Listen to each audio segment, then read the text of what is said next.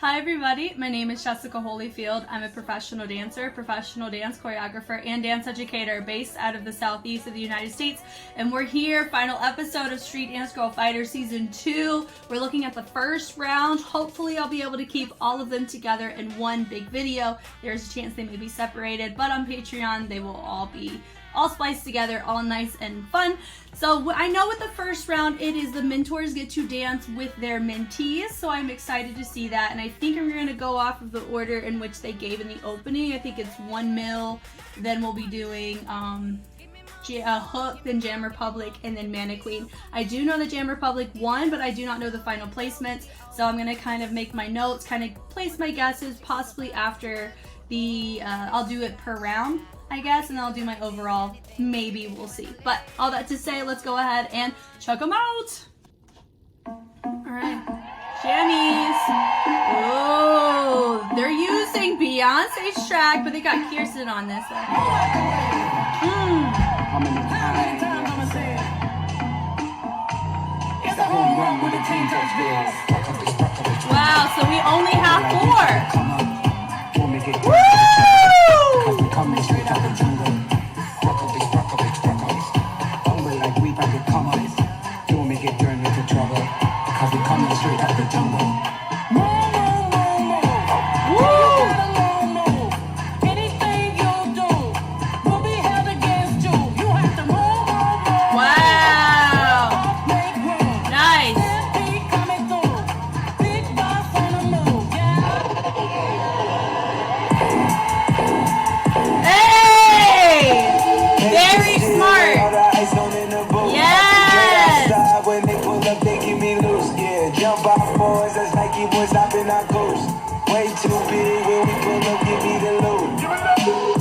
Nice! And then they got Audrey joining back in.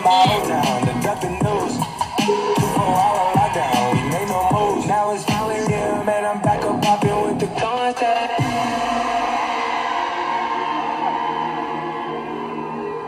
She's in love with who I am. Back in high school, I used to bust it to the dance. Yeah. Now I hit the FBO with duffels in my hands.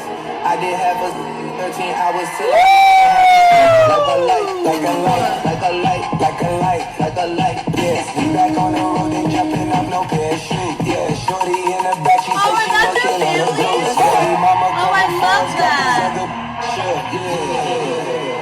Fun. Okay, very impressed with this because you could tell Jam, I would say with Emma, Audrey, and Kirsten, they set up their set to showcase the true strengths of those who are on Team Jam Republic for the show. Now, I have no idea what happened to Miyabi. I will, I'm going to find out, with this, and I'm just, goodness gracious, what in the world happened with this? Do you know what I mean? Yeah, I don't understand why we're losing members every challenge for different reasons. Goodness gracious. Okay, going from the top, very, very strong start. I will say this, my one note that I will still stand by and die on that hill on has to deal with the facials that I use depending on context of style. This beginning was teetering pretty close, but near the middle to the tail end, I had zero issues. I was vibing, I was thriving, it was great. So I love this energy here, boom and boom. Notice that they're really diving deep into this pocket of making sure that they're nice and low and how they're traveling it. They're using stage presence to notice Kirsten's the only one that's looking, everyone is down. And then she comes up, she's the only one that's up. Even though the lighting's a little bit lower, you probably see this much more clearly from the audience. And it's really cool to see, like, even they're tying very closely with the outfits. Like, this feels the most cohesive from mentors. Nope, lies. Hooks, I could not tell who was who. That was a really good call. With 1 mil, it did feel a very clear distinction. But here, it actually feels like they're wearing outfits that tailor to the style that they find comfort in. And you see that even with the mentors of Jam Republic. So it's a lead by example kind of vibe. And I'm always a vibe and a fan of that. So this energy here, I love the performance. Boom, boom, move out the way. Yeah, now this right here. What am I going to say about that? I don't think she needs to. She doesn't need to do that, but the fiercest, even just a little bit of that, like, anger, that would work very well. Shout out to Kirsten's tattoo, always being covered up right there. I would look like a freaking mummy if I were on this show, because I would just have to wear long sleeves, honestly. Already time. She's like, you know what time it is. Let's go. And they're one of the few crews that can handle Beyonce when it comes to just the fierceness and the presentation of this. They know how to handle that because we've already seen them handle it. They did a whole Beyonce for the world. You know, they did that for their finals. So I think it's very fitting that they included that here for the finals of Street Dance Girl Fighter Season 2. And also, it led to their victory. That right there, da-da-da-da, similar. We've already seen that from 1 mil as well. That's just a very go-to kind of move. I would say Rhea, she kind of drops her hips a little too low there. She needed to keep them a little higher. Let them all get to kind of do their own thing. 1, 2, and a 3 and 4. So honestly, I think it's great. Now they're operating as a group of 7, which is cool, but also, where's Miyabi? I'm just so freaking curious about that because they're showing 0. Like, it's crazy to me. Hold on. You know what? Let me check the comments on it. Okay, comments have been dug through. So they were mentioning Latrice, Ling, and Miyabi not being a part of this. I don't know if Jam Republic wanted all the members to be in it, which would have been really cool, but something happened, no clue. But I did hear that Miyabi may be a part of round 2 because I remember seeing her in the thumbnail of them winning, which is why I was very shocked to not see her here. You know, and so I'm very intrigued by that. Oh, there's my little effect again. I can't get rid of those. So I am going to be able to see her in the second round, but that is just very interesting to see. But it's interesting also to note, though, that they are operating as 7, which is the original number of the crew formation for Jam Republic. So it's a nice little Easter egg, regardless if that was their intention. They are the small but mighty. They've always come across that way, and it's really cool to see. Here, moving on from here. The energy, boom, boom, boom, love it. Very, very well done on the execution from everybody. That was really fun to see too. You also noticed that Kirsten, she took a second, she actually tapped that foot on the ground before stabilizing it to the follow through. Not a huge issue, but also everybody's swing around. Some people went a little too fast. Some vibes to the part of the music I think it was supposed to go on, and then how they melted through. It was nice, but just a little bit on the synchronization side, building it up. Now boom and a dome and a boom boom, which I like that here. This was really fun to see all 4 of them represented, all subtly different, melting through. I love that little motion of interaction with them. This was nice. Boom, boom, boom, hair, bah! That was a really great syncopation because you normally see people just go move, move, move, split. But it goes move, move, move, hair flip, boom, straight into the split. Very fun. I think Sienna, she's dropped a little too far, too on the lower side. Oh, that's not a real sentence. She drops her upper body a little too low. It was supposed to be a little bit straight, but notice with Audrey, she doesn't quite have her splits all the way, but she does a great job modifying it. Call it a jazz split. Great job on that. Then go down, back little backwards roll, keeping the legs in the pike, which is nice. Having this over, love. It was actually looked like an alpha kick a little bit. It was super fun. Dropping it right back down, I love it. And then we don't see the full thing, but I know it's probably a peel. Where it goes from Audrey to Kirsten to Sienna. Yeah. Love that. And they go down and they come up. They hit it up. Notice here, we're not doing anything to like, whoa. You know, a lot of these movements that could teeter so fast with some of these moves. The reason why it's not coming across like overly sexual is because of face. Also because of context of the sequence of the movement. So when you look at the movement in isolation, you have to see what they do before and after, as well as what they're doing during. And during that whole sequence, it was teetering, but it wasn't a situation where they were like, oh my gosh, they should not be doing that at all. Does that make sense? And so this is an example of I see an improvement on the performance where we're acting our age a little bit more. Now, I still personally, I would just rather not even pursue the style entirely until you're an adult, but I am not the majority on that, unfortunately. This was really fun to see these 3 really come up and pop off. It's nice to see Emma here, boom, boom, and they go back, da, da, da, da. I really love the groove on this one. Having everybody drop down. Honestly, the person that's caught me the most off guard would be her, because how she started, you get to see her technique in the beginning in her audition. For me, I thought she was going to be very limited in her movement and choreography retention in the sense of executing these styles authentically outside of the one that she auditioned with. So seeing her really vibe well with my no lip dancer as well as with Emma, it's very impressive. And I think she's impressed me every time. I always was thinking that she was going to be too stiff, too tense, or she was going to over staccato her movements. But she's doing a very good job blending with everybody else. So I want to give a quick little shout out to her for that, because that was something I wasn't expecting, but it was cool to see.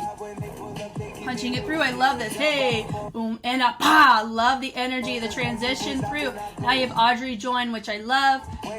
Now, this does feel like we were supposed to have a Miyabi here. I don't know, but it is nice to see them all vibe out, have their energy. That little drop, boom, really fun, matches their energy great.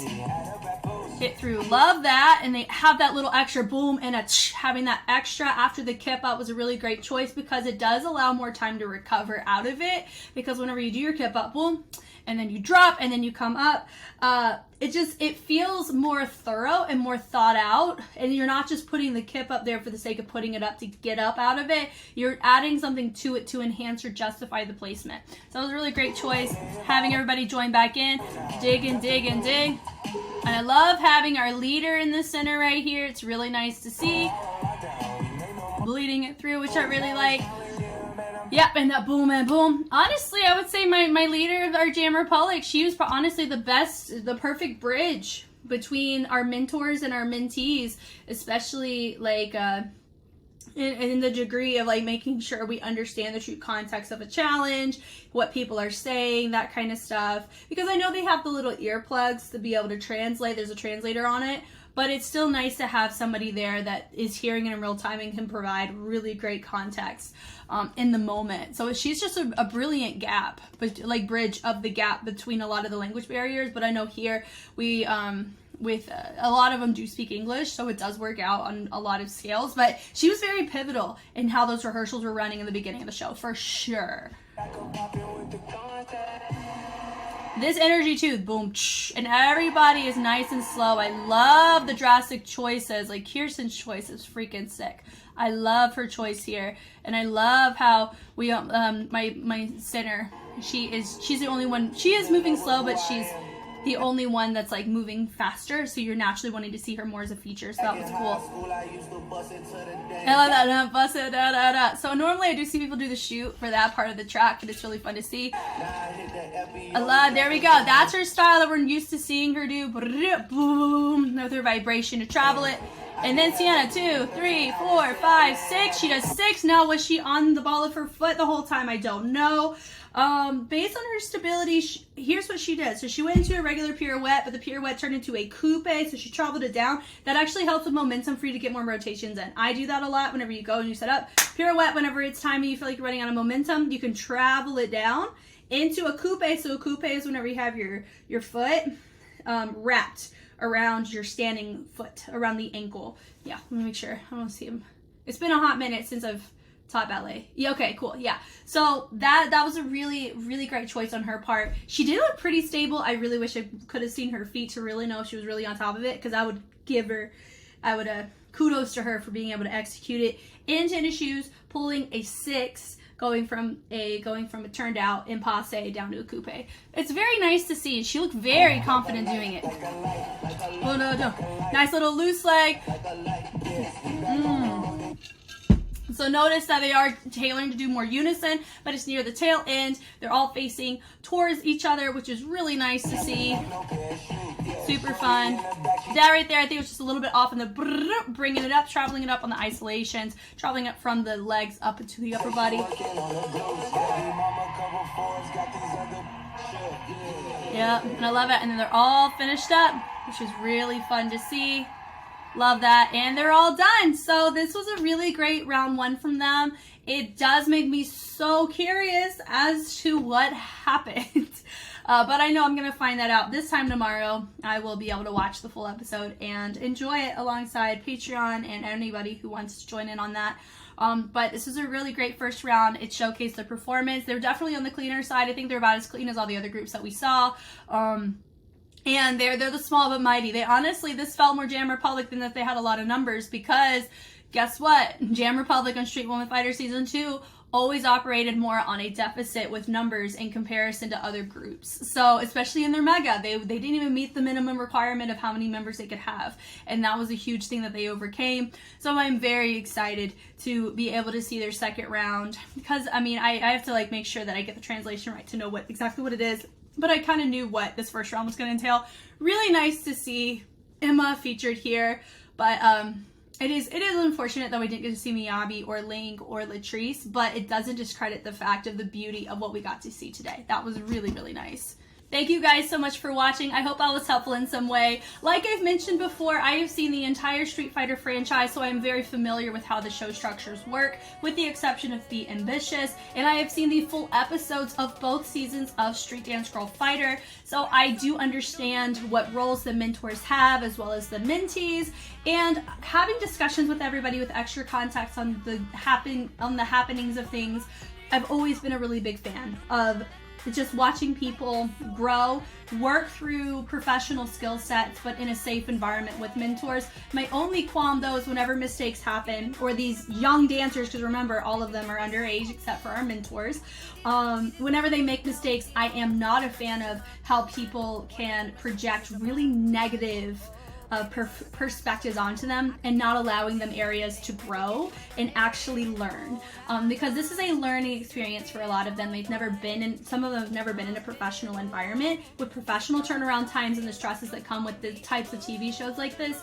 And so for me, that's I'm just hopeful that everyone was able to enjoy all of these performances like myself. Of course, there's going to be pros and cons with all of them, but being able to look at it as it's just a TV show, it's not determining of somebody's entire future, nor is it a somebody's value as a performer should not be defined based on one round for a minute and 25 seconds or a minute 50 seconds. So that's something that I am appreciative of whenever I have discussions with people in comments, that at least those that I interact with, a lot of you guys also see what I see in the sense of their kids, and I feel like it's totally okay for them to be extended grace and learn from mistakes, and be able to have these opportunities to grow with mentors in ways that they would have never had the opportunity to if a show like this didn't exist. So once again, I am Jess. If you want to see more of this type of content, I always have it early release like this video on Patreon. So if that's something that interests you, I do K-pop, I do dance content from all over the world, China, Japan, anywhere that has dance. I'm always open to looking at it, especially if it has a street style lens on it and if it's choreography and competition. That's definitely where my scope and my brain go. So it's really nice to see in multiple facets and meet a wide range of people like yourself. So I hope that you guys have a great day, and I will catch you on the flip side. Bye.